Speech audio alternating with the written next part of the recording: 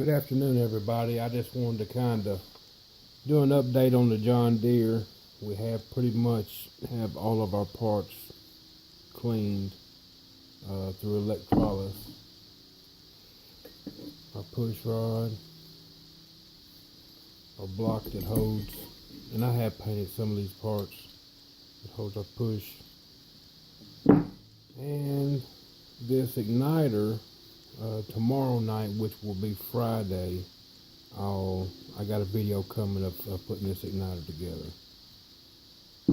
And we did get some bushings, so we'll be installing bushings in the block. We have our new rings. We have a new fuel line with a good check valve. We have all our springs cleaned up and painted. A couple of these were replaced, and we also have a new gas tank that we'll be putting on. So this is the governor that I'll be using. It's really good. I've fitted the bushing to it. The governor that was on the engine is this one here, and you see that someone has cut them off, because when you come down at some point it sticks and you don't want your governor to stick like that.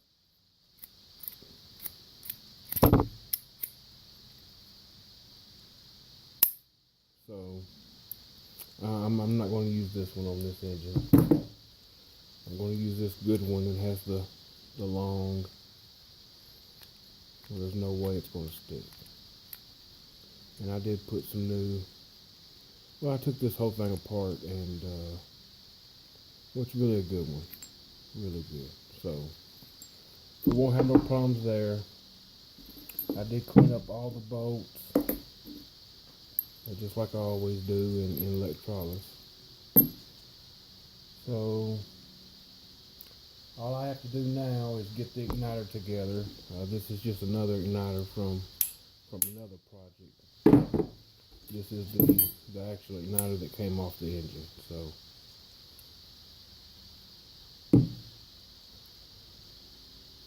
thanks for watching. I'm gonna get on with it.